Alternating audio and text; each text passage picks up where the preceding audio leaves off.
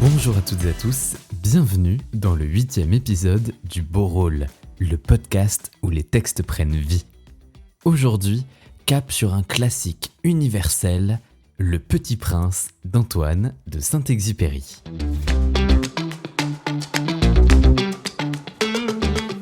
Publié en 1943, ce conte poétique et philosophique est l'un des livres les plus traduits dans 500 langues et lus au monde. Derrière son apparente simplicité, c'est une méditation sur l'amitié, l'amour, la perte et sur ce qui fait l'essentiel de la vie.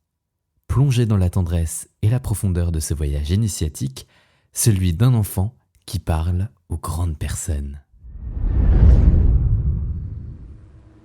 J'ai ainsi vécu seul, sans personne avec qui parler véritablement, jusqu'à une panne dans le désert du Sahara il y a 6 ans. Quelque chose s'était cassé dans mon moteur, et comme je n'avais avec moi ni mécanicien ni passager, je me préparais à essayer de réussir tout seul une réparation difficile. C'était pour moi une question de vie ou de mort. J'avais à peine de l'eau à boire pour 8 jours. Le premier soir, je me suis donc endormi sur le sable, à 1000 milles de toute terre habitée. J'étais bien plus isolé qu'un naufragé sur un radeau en plein milieu de l'océan.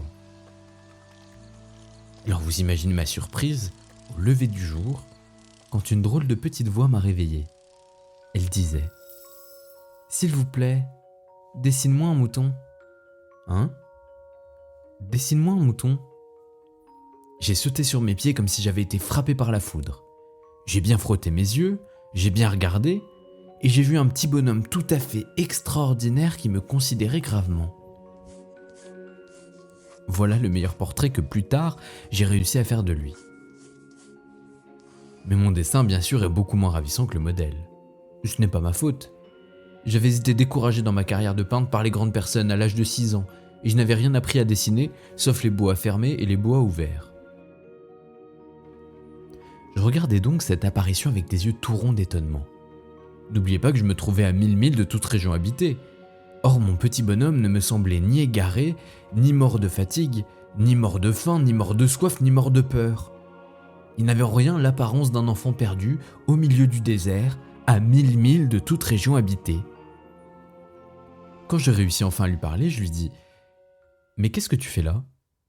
Et il me répéta alors tout doucement, comme une chose très sérieuse « S'il vous plaît, dessine-moi un mouton. » Quand le mystère est trop impressionnant, on n'ose pas désobéir.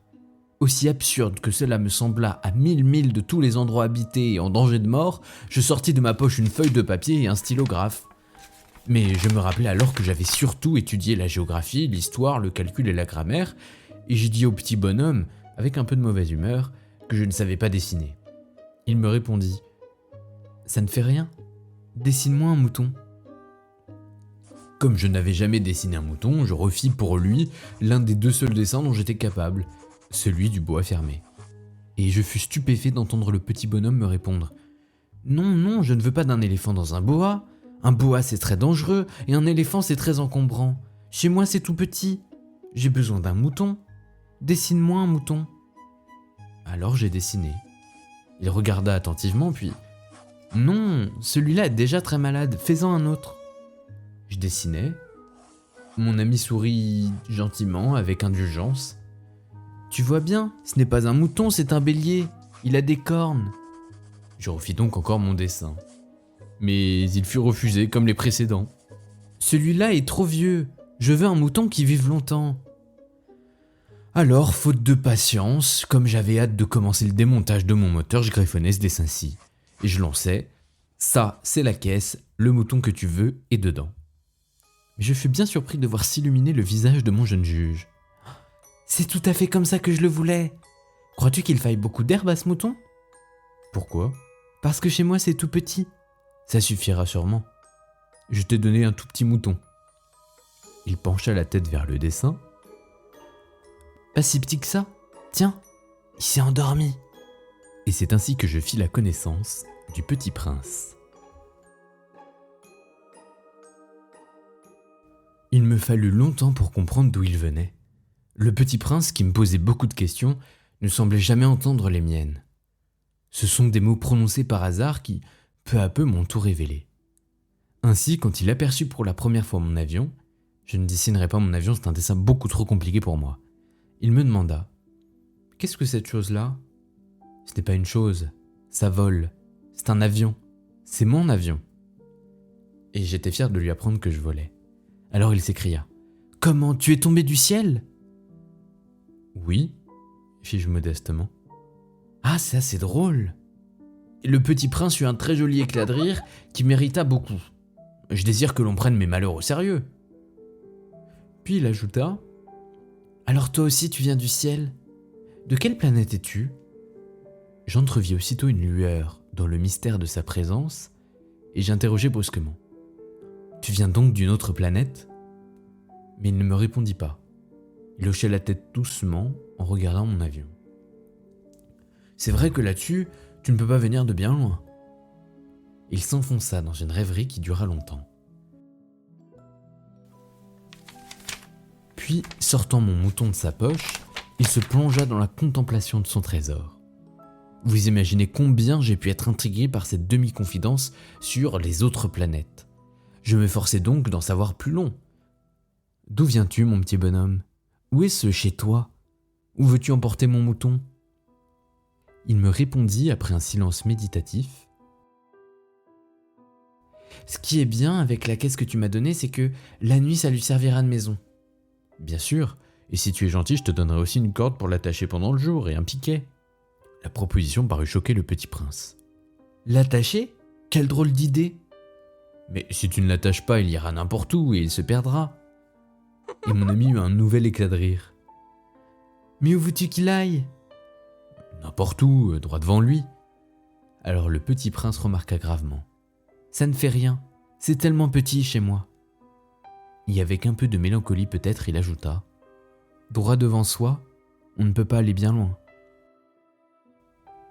J'avais ainsi appris une seconde chose très importante, c'est que sa planète d'origine était à peine plus grande qu'une maison. Ça ne pouvait pas m'étonner beaucoup. Je savais bien qu'en dehors des grosses planètes comme la Terre, Jupiter, Mars, Vénus, auxquelles on a donné des noms, il y en a des centaines d'autres qui sont quelquefois si petites qu'on a beaucoup de mal à les apercevoir au télescope. Quand un astronome découvre l'une d'elles, il lui donne pour nom un numéro, il l'appelle par exemple l'astéroïde 3251. J'ai de sérieuses raisons de croire que la planète d'où venait le petit prince est l'astéroïde B612. Cet astéroïde n'a été aperçu qu'une fois au télescope, en 1909, par un astronome turc. Il avait fait alors une grande démonstration de sa découverte à un congrès international d'astronomie, mais personne l'avait cru à cause de son costume. Les grandes personnes sont comme ça. Heureusement pour la réputation de l'astéroïde B612, un dictateur turc imposa à son peuple, sous peine de mort, de s'habiller à l'européenne. L'astronome refit sa démonstration en 1920 dans un habit très élégant. Et cette fois-ci, tout le monde fut de son avis. Si je vous ai raconté ces détails sur l'astéroïde B612 et si je vous ai confié son numéro, c'est à cause des grandes personnes. Les grandes personnes aiment les chiffres. Quand vous leur parlez d'un nouvel ami, elles ne vous questionnent jamais sur l'essentiel. Elles ne vous disent jamais quel est le son de sa voix, quels sont les jeux qu'il préfère, est-ce qu'il collectionne les papillons. Elles vous demandent quel âge a-t-il, combien a-t-il de frères, combien pèse-t-il, combien gagne son père. Alors seulement elles croient le connaître. Si vous dites aux grandes personnes « J'ai vu une belle maison en briques roses avec des géraniums aux fenêtres et des colombes sur le toit », elles ne parviennent pas à s'imaginer cette maison. Il faut leur dire « J'ai vu une maison de 100 000 francs ». Alors elles s'écrient « Comme c'est joli ». Ainsi, si vous leur dites « La preuve que le petit prince a existé, c'est qu'il était ravissant, qu'il riait, qu'il voulait un mouton. Quand on veut un mouton, c'est la preuve qu'on existe. » Elles hausseront les épaules et vous traiteront d'enfant. Mais si vous leur dites « La planète d'où il venait est l'astéroïde B612 », alors elles seront convaincues et elles vous laisseront tranquille avec leurs questions. Elles sont comme ça. Il ne faut pas leur en vouloir. Les enfants doivent être très indulgents envers les grandes personnes. Mais, bien sûr, nous qui comprenons la vie, nous nous moquons bien des numéros. J'aurais aimé commencer cette histoire à la façon des contes de fées. J'aurais aimé dire « Il était une fois un petit prince qui habitait une planète à peine plus grande que lui et qui avait besoin d'un ami. » Pour ceux qui comprennent la vie, ça aurait l'air beaucoup plus vrai. Car je n'aime pas qu'on lise mon livre à la légère. J'éprouve tant de chagrin à raconter ces souvenirs. Il y a 6 ans déjà que mon ami s'en est en allé avec son mouton. Si j'essaie ici de le décrire, c'est afin de ne pas l'oublier. C'est triste d'oublier un ami. Tout le monde n'a pas eu un ami. Et je puis devenir comme les grandes personnes qui ne s'intéressent plus qu'aux chiffres. C'est donc pour ça encore que j'ai acheté une boîte de couleurs et des crayons.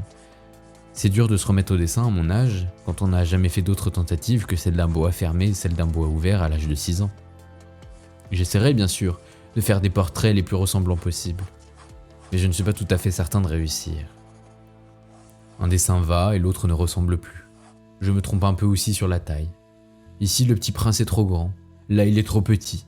J'hésite aussi sur la couleur de son costume, alors je tâtonne comme ci et comme ça, tant bien que mal. Je me tromperai enfin sur certains détails plus importants. Mais ça, il faudra me le pardonner.